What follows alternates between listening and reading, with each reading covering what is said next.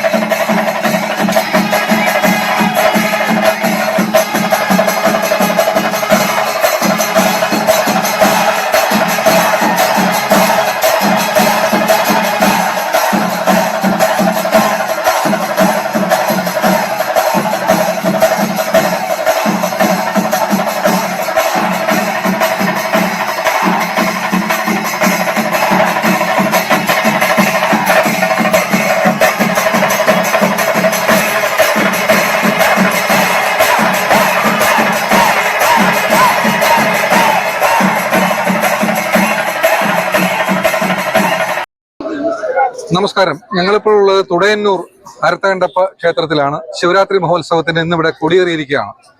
വളരെ സവിശേഷതകളുള്ള ഒരു ക്ഷേത്രമാണ് അരത്തകണ്ടപ്പൻ ക്ഷേത്രം. ശിവഭഗവാന്റെ ക്ഷേത്രത്തോട് ചേർന്ന് തന്നെ ദേവീക്ഷേത്രവും കുടികൊള്ളുന്ന ഈ കേരളത്തിലെ തന്നെ അത്യപൂർവമായ ഒരു ക്ഷേത്രങ്ങളിലൊന്ന് കൂടിയാണ്. വളരെ പഴക്കമുള്ള ഒരു ക്ഷേത്രമാണ്.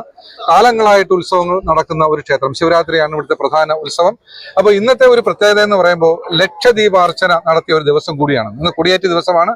ഇന്ന് ലക്ഷദീപാർച്ചന, അതായത് നമുക്ക് അപൂർവമായി മാത്രം കാണാൻ കഴിയുന്ന ഒരു വഴിപാടാണ് ലക്ഷദീപങ്ങൾ തെളിയിക്കുക എന്നുള്ളത്. അത് വളരെ കാര്യക്ഷമമായി അവർ വളരെ മനോഹരമായ രീതിയിൽ അത് നിറവേറ്റി. അതിന്റെ സെക്രട്ടറി ആയിട്ടുള്ള ശ്രീ ബിനോജ് ഞങ്ങളോടൊപ്പം ഉണ്ട്. ബിനോജ്, നമ്മൾ ഈ ക്ഷേത്രം വളരെ പുരാതനവും പഴക്കമുള്ള ക്ഷേത്രമാണ്. അപ്പൊ കാലങ്ങളായിട്ട് ശിവരാത്രി മഹോത്സവം വളരെ ആർഭാടപൂർവ്വം കൊണ്ടാടുന്ന ഒരു ക്ഷേത്രം കൂടിയാണ് ഇത്. അപ്പോൾ ഇതിന്റെ ഭാരവാഹി എന്നല്ല, ഇപ്പൊ മുൻകാലങ്ങളിലുള്ള ഭാരവാഹികളെ പറ്റിയൊന്നും നമ്മൾ ഒന്നും പ്രതിപാദിക്കുന്നില്ല. പക്ഷേ താങ്കളിപ്പോൾ സെക്രട്ടറിയാണ്. അപ്പൊ ഈ ലക്ഷദീപാർച്ചന ഇത്ര വിശാലമായിട്ട് ഇവിടെ തെളിയിക്കാൻ, ഭഗവാന് സമർപ്പിക്കാൻ എങ്ങനെയാണ് കഴിഞ്ഞത്? വർഷങ്ങളായി നമ്മുടെ ഈ ക്ഷേത്രത്തിൽ ശിവരാത്രിയെ ബന്ധപ്പെട്ട് ഈ ലക്ഷദീപം നമ്മുടെ തൃക്കൊടിയേറ്റ് ദിവസം ഈ തുടയന്നൂർ തനിമ എന്ന് പറയുന്നൊരു സാംസ്കാരിക വേദിയുണ്ട്. അവരാണ് അത് നേർച്ചയായിട്ട് ക്ഷേത്രത്തിൽ സമർപ്പിക്കുന്നത്. അതിപ്പോൾ വർഷങ്ങളായി ആദ്യം ലക്ഷദീപമായിരുന്നു. പിന്നെ അത് കോവിഡ് സമയത്ത് ഒരു കൊല്ലം നമ്മൾ അവർ നിർത്തിവെച്ചിരുന്നു. ഞാൻ അതിൻ്റെ ഒരു രക്ഷാധികാരി കൂടിയാണ് ഈ തനിമയുടെ. അപ്പോൾ അവിടെയുള്ള ഈ ഒരു പ്രദേശത്ത് തുടയന്നൂർ മേഖലയുള്ള ഒരു കൂട്ടം ചെറുപ്പക്കാരും എല്ലാവരും സഹകരിച്ച് എണ്ണയും ഒക്കെ നേർച്ചയായി സമർപ്പിച്ചാണ് ഈ ചെയ്തുകൊണ്ട്. ഇപ്പോൾ കഴിഞ്ഞ പ്രാവശ്യം സഹസ്രദീപമായിരുന്നു. ഇപ്പോൾ നമ്മളത് ലക്ഷദീപം എന്നുള്ള കുറെ വ്യത്യസ്തമായ കുറെ രൂപങ്ങൾ കൂടി ഉൾപ്പെടുത്തി ഹരിപ്പാടുന്നൊക്കെ കൊണ്ടുവന്ന് ആണ് ചെയ്തിട്ടുള്ളത്. അപ്പൊ ഇത് എങ്ങനെയാണ് ഇതിന്റെ ഒരുപാട് ചെലവുണ്ടല്ലോ ലക്ഷദീപങ്ങൾ അല്ല, അത് ആ കരക്കാർ ആ ഒരു പ്രദേശ ഒരു സംഘടന ഒരു പിരിവെടുക്കുകയും അവര് ഒരുപാട് എണ്ണ വെച്ച് നേർച്ചയായി വാങ്ങിയിട്ടാണ്.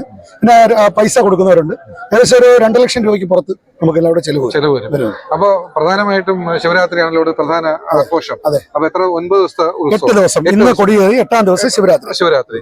പിന്നെ ശിവരാത്രി അന്ന് വൈകിട്ട് ശിവരാത്രി അന്ന് രാവിലെയാണ് കൊടിയിറക്ക് ചടങ്ങ് നടക്കുന്നത്. ആറാട്ട് കലശം എല്ലാം അന്ന് രാവിലെയാണ്. അത് കഴിഞ്ഞാൽ വൈകിട്ട് നടക്കുന്ന ഏറ്റവും പ്രധാനപ്പെട്ട ചടങ്ങാണ് കുതിരയെടുപ്പ്. 3 വലിയ എടുപ്പ് കുതിരകൾ ഇവിടെ ക്ഷേത്രത്തെ വലം വയ്ക്കും. ഇപ്പോ ഉള്ള 3 പ്രത്യേകത: ഒരു കുതിര ഏറ്റവും നമ്മളെ വയലിൽ അങ്ങേറ്റത്ത് വെച്ചാണ് കെട്ടുന്നത്. രണ്ടാമത് ഇടയ്ക്ക് ഭാഗത്ത് 3 പിന്നെ നമ്മുടെ ക്ഷേത്രം വഴിയായിട്ട് നമുക്കൊരു കുതിരയുണ്ട്. കഴിഞ്ഞ കുറച്ച് നാളുകളായിട്ട് കോവിഡിന് ശേഷം അത് നമ്മൾ കെട്ടാതിരിക്കുകയായിരുന്നു.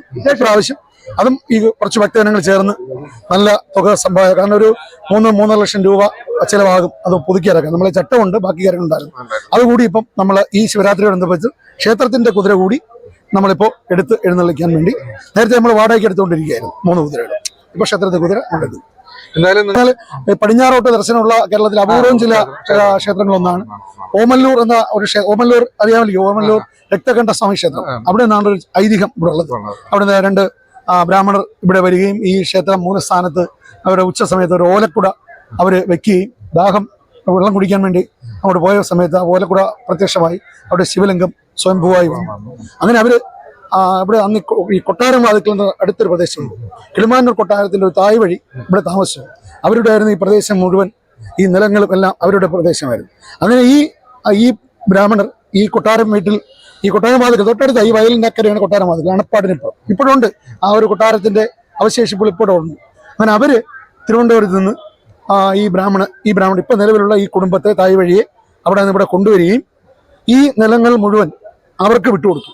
ക്ഷേത്രം നടത്താൻ വേണ്ടി കൃഷി ചെയ്യുകയും നെല്ലും ഒക്കെ എടുത്ത് ക്ഷേത്രം നടത്താൻ വേണ്ടി അവർക്ക് വിട്ടുകൊടുക്കുകയും അതിനുശേഷമാണ് പിന്നെ കമ്മിറ്റികൾ മാറി വന്ന് പൊതു കമ്മിറ്റികളായി, പൊതുജനങ്ങളുടെ കമ്മിറ്റികളായി. ഇപ്പോൾ അവര് തന്നെയാണ്, ആ കുടുംബം തന്നെയാണ് ഇപ്പോഴും 2 ക്ഷേത്രത്തിൽ നമ്മള് ദേവസ്വം ബോർഡ് ക്ഷേത്രമല്ല, അല്ലല്ല ട്രസ്റ്റാണ്. ട്രസ്റ്റിലെ ഏകദേശം 350 അംഗങ്ങളുണ്ട്.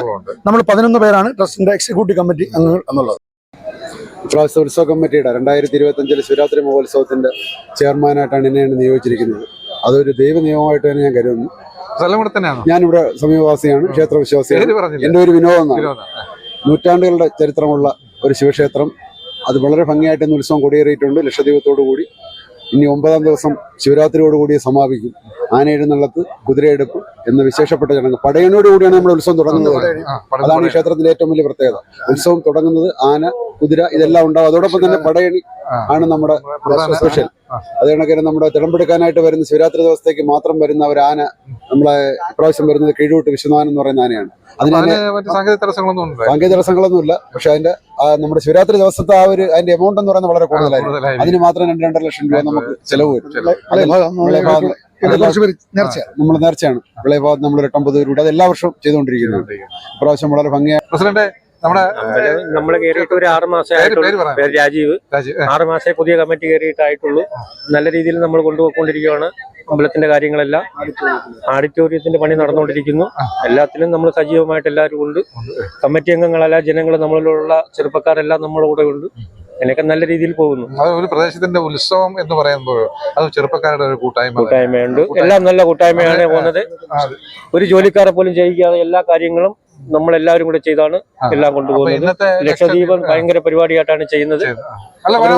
ഒരുപാട് കഷ്ടപ്പെട്ടാണ് അവര് ഒരു 10-20 പേര് കൂടി 3-4 ദിവസം കൊണ്ട് കഷ്ടപ്പാടെന്ന് പറഞ്ഞാൽ ഭയങ്കര കഷ്ടപ്പാടാണ് ചെയ്യുന്നത്. അവര് അതിനെ അവരെ സമ്മതിച്ചേ പറ്റത്തുള്ളൂ. നമ്മൾ ആര് വിചാരിച്ചാലും പറ്റാത്തൊരു പരിപാടിയാണ് അവർ കൊണ്ടുവരുന്നത്. തനിമ ഭയങ്കര പരിപാടിയാണ് അവർ കൊണ്ടുവരുന്നത്. ഇത്രയൊക്കെ പറയാനുള്ളൂ. എന്തായാലും നമ്മുടെ ശിവരാത്രി മഹോത്സവത്തോടനുബന്ധിച്ച് തുടയന്നൂർ അരത്തണ്ണപ്പൻ ക്ഷേത്രത്തില് ശിവരാത്രി മഹോത്സവം അത്യാർഭാടപൂർവ്വം തന്നെ കൊണ്ടാടുകയാണ്. ഇതിൽ നമ്മളോട് സഹകരിച്ച ഇതിന്റെ സെക്രട്ടറിക്കും പ്രസിഡന്റിനും ഒക്കെ ചെയർമാനും ഒക്കെ ഞങ്ങളുടെ നന്ദി അറിയിക്കുന്നു. എല്ലാവർക്കും നമസ്കാരം. ശിവരാത്രി മഹോത്സവം അടിപൊളിയായിട്ട് നടക്കട്ടെ. നമുക്ക് കുതിരയെടുപ്പിന് കാണാം. ഓക്കെ.